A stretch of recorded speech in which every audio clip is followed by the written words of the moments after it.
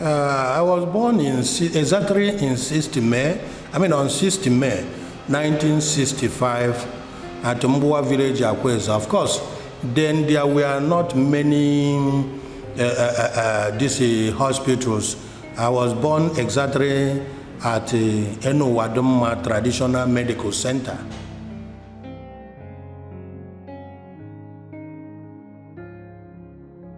Well, I think at this particular juncture, the Nigerian Biafran War, because that is war when I was still in cradle. It happened. It is something that cannot be erased in my memory.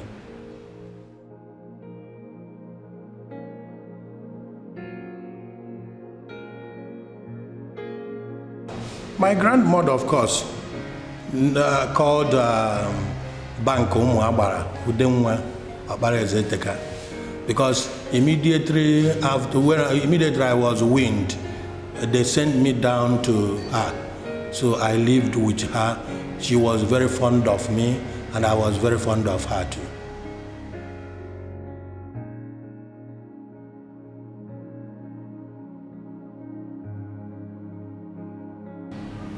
I do practice poultry farming. Even as a young person, my mother can go to the market and buy me this small fowls, even the local ones. I was blessed in such a way that I can just feed them without any of them dying. Not only that, setting of sand, serving at construction sites, even teaching of catechism classes, Sunday moral instructions, and visitation of religious groups, especially the Region of Mary and Brock Rosary Centers. So whenever some of my friends, they come to our house, if they search for me, they didn't see me, either I am at a particular site, serving people at work to help myself go back to school when time comes, or I am at the church teaching catechism.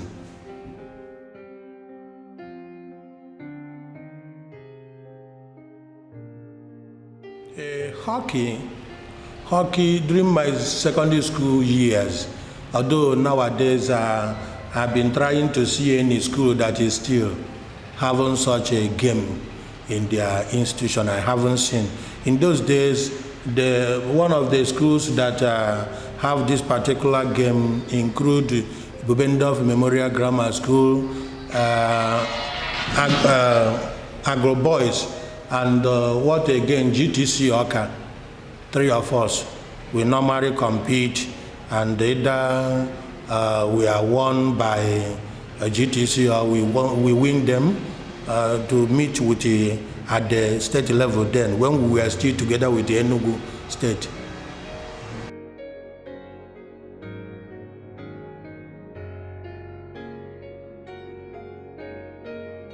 When I was still in secondary school, they called me Scasti. At Isu and Ocha, that is where I started answering the nickname Ibemare Zioku. And then Bigard Memorial Seminary, Ikote Bene, Nan St. Joseph, they started calling me Roman Bullet. And the people started of listening to calling Onuatuegwu this and that.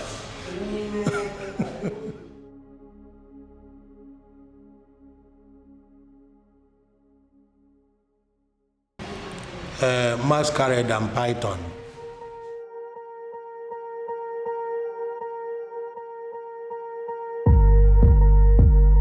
This particular story is somehow connected with the Nigerian Biafran War also. During Nigerian Biafran War, you know, people don't have food to eat. There was scarcity of food. So in order to make us survive what was called Wachioko then, one of my aunt, Philomena, normally they cook what is called working pawpaw.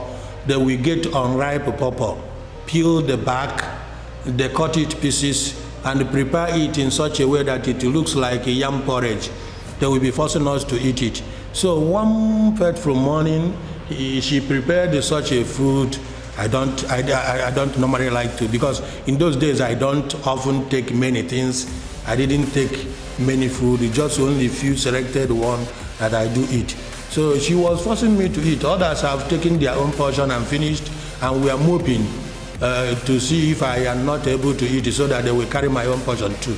So this my aunt brought out a cane and started flogging me. And what pains me most is that my grandmother was there present. I was expecting her to do something, but she never did anything. Maybe knowing very well that this is to make me survive or something like that. So at a stage, I started singing, and they continued to cajole me with that. I started singing, hey, me dobe dobo, eje me dobo tutu, akwankanne noyo, eje me dobe dobe. So throughout that age, even before I entered the secondary school, anybody that sees me will just say, hey, me dobe dobo, eje me dobo tutu, then I will become ashamed.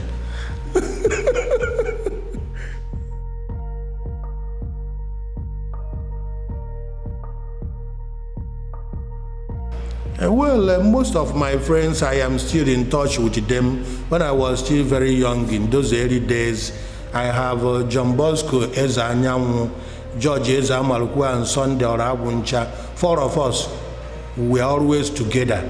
Then as I entered the seminary, and from the seminary days up to this moment, Father Vitus Eziluak of Ezinifite, Father Francis Chidum of Abagana, Father Joseph Ibano of Ibuku, Father Sabinus Iwadegi of Okigwedas, and Father Louis Ocha of Omuahia, and Father Patrick Ezanya of Nice, is now a barrister, and Mr. Albertus Maximus Adibe is an ex-seminarian, and the Sister Maria Gorati Mwago, and many others. I am still in touch with them, many of them.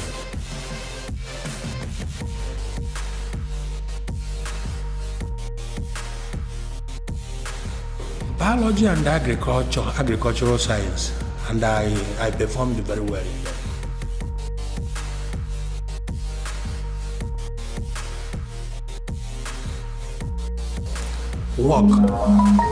Walk or trekking.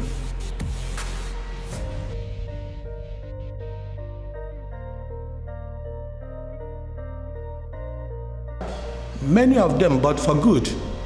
But the two that I will never forget is one Mr. Nwankwo of Obu, who taught me in agricultural science, and Mr. Ezenwa Bajiro of Agreze Chukwu here. They were very fond of me. Up to this day, they are still very fond of me, and I still remember them. When I see their children, I call them my brothers and my sisters up to this moment.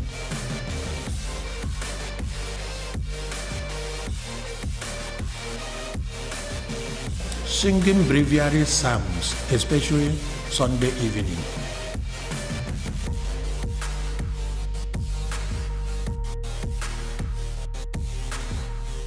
I've never thought of this. Nothing. I enjoyed all seminary programs because, you know, I attended secondary school before entering the seminary. So I desirously wanted to enter the seminary. So whatever that happens there, in fact, I enjoyed all the programs, including labor. Because during labor, people will always like to have their chair beside where I am working, because I will do both my own portion and the other's portion. I take it as a part of sports.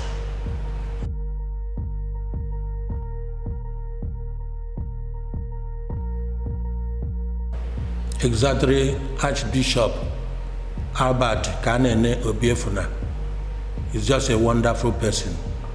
He's a saint, and was a saint then, but he's not a saint because he's late, of blessed memory.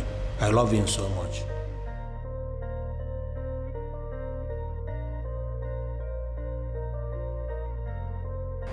Activities, I love singing and was a member of the seminary main choir throughout my stay in the seminary. And also saying private rosary, especially in the evening, I enjoyed so much.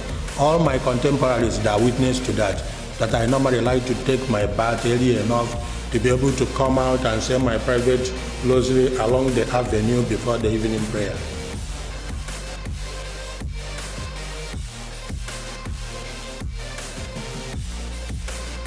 That is St. Mary's Parish, Obu, where I did my 1 month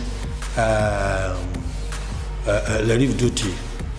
And my greatest challenge, I may call it a challenge, is that after my first week there, I started to have what I call the private adoration of the Eucharistic Lord, that every 6 o'clock in the evening, I will come into the chapel, because then the St. Mary's Parish, the parish priest was still living in some hired house.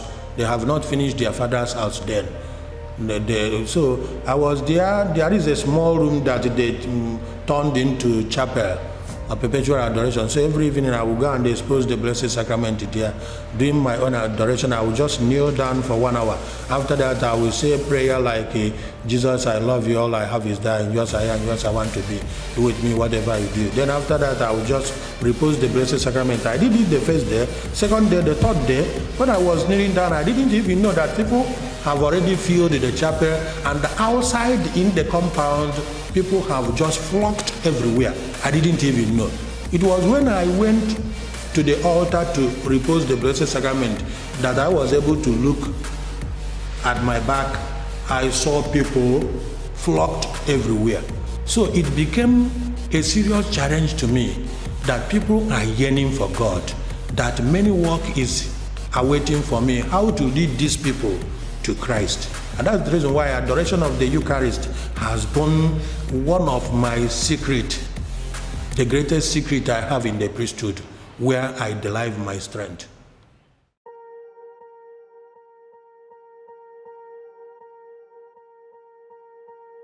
Six parishes for now. I've been in St. Peter's, and of course I've already mentioned St. Mary's Obu, St. Peter's Oga, St. Anthony St. Nuguku, St. Patrick's Agolo, St. Peter's Adazana, and here St. Joseph Cathedral, Ekurabia.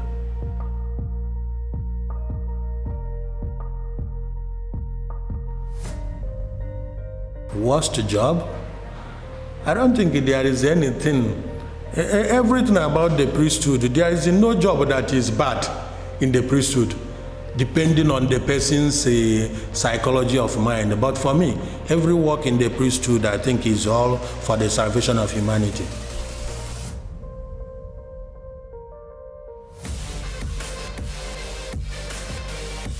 Though Archbishop Albert Obiefuna is late, but is still influencing me very greatly in life. Of course, people normally says that even when I am preaching, my nuances and the arrangement of word still resembles that of Obiefuna, for those who know him very well. Like when we celebrated, I think, 1 year anniversary of Archbishop Obiefuna at Oruku, his own town, I was the person that preached. Even the members of his family, they were coming into the church and everybody was just startled. They were thinking that Bishop Obiefuna himself was preaching. At the end of it, one member of the family were called to just greet people, and he said that one miracle was happened in the church today. It's only people who understand what he meant that will understand exactly where he's pointing at. That when they were entering the church, they were thinking that their brother, Bishop Obiefuna, was preaching. It is true that Obiefuna has died, but for them, as the man mentioned that day, that Obiefuna is still alive.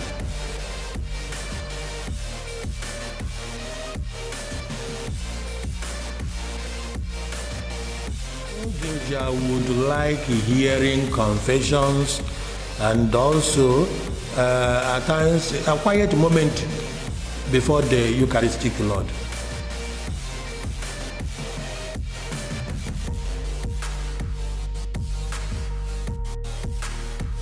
My definition of happiness is doing what one should do at any particular moment and doing them the way they should be done. That brings about contentment and tranquility of the inner self.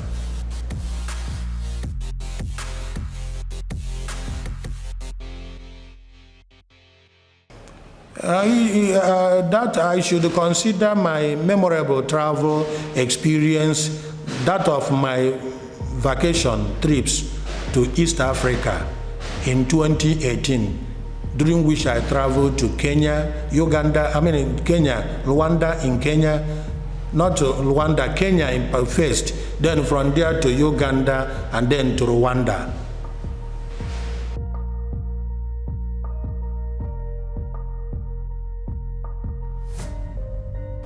My relocation after a year stay in St. Joseph, I was already, I was still trying to get footed in the parish. All of a sudden it was announced that I am relocated to St. Mary's Waka. For me, it was too funny for me.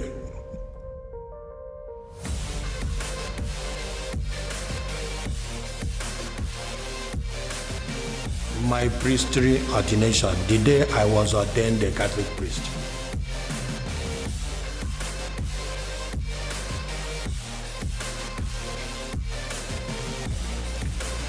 Many of them, but the most especially the demolition and completing the rebuilding of St. Joseph Cathedral Church within a stipulated time, that I was able to achieve both my master's degree and doctoral degree, even when I was doing my work as a parish priest, together with other engagements in the diocese. And another one is that I was part of this place when it was made a diocese.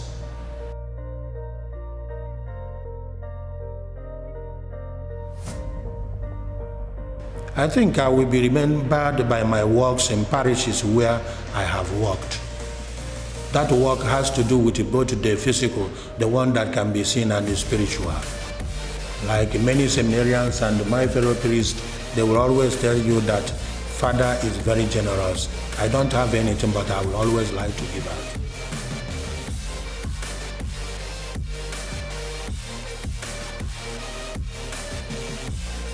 My biggest fan, I think my biggest fan, Father Elo, Hilary and Elom, and even still my boy Nan, Charles Raymond.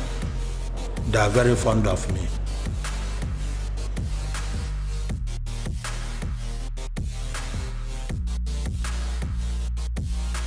Reading and writing of articles, journals, and also Eucharistic adoration, which has been part of me.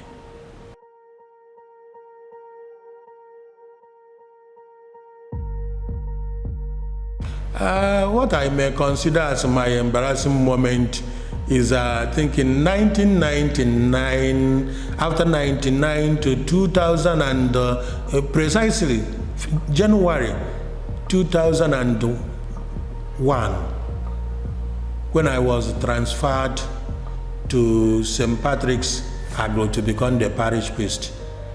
Immediately that was done, the people of Enugu, they ganged and moved down to Aka to demonstrate that I should be sent back to their parish, that I'm not going anywhere. So when I heard that, I have to take permission one Sunday and come to celebrate Mass. But for me, it is very embarrassing, but for the people of God, they don't see it that way. I come to celebrate Mass and said, these people, is it because you love me? I know I am interested in you too, I love you. But is that the reason why I should not be promoted? Because they don't see it as a promotion. They want me to stay back as a vicar in their parish.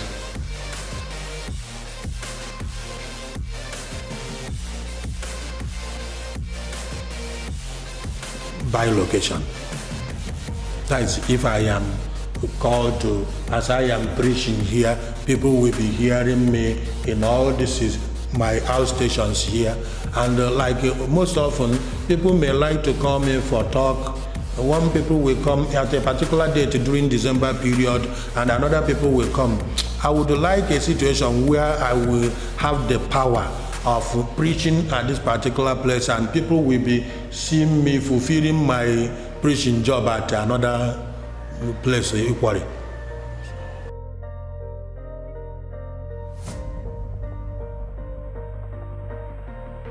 My greatest fear, in fact, I'm always afraid of anything that can frighten me. So my greatest fear is fear. I'm afraid of getting to be frightened.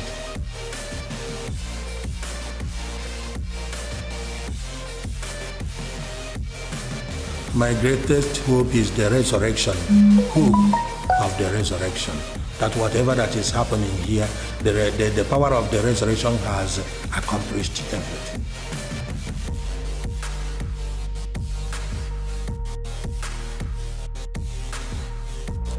I believe very strongly that after death comes the consequences of how one lived one's life.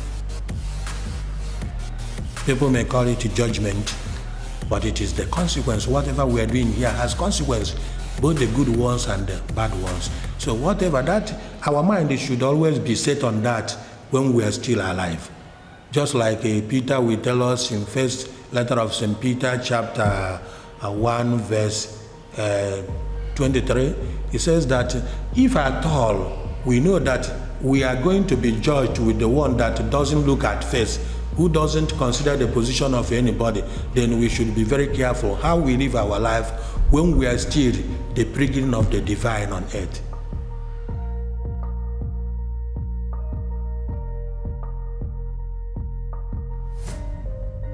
Religion has the first place in my life. People have various definitions of religion, but for me, religion is culture, and culture is a way of life. Hence, religion is the meeting point of the divinity and humanity. It is the encounter of the conscious self with the invisible divine being.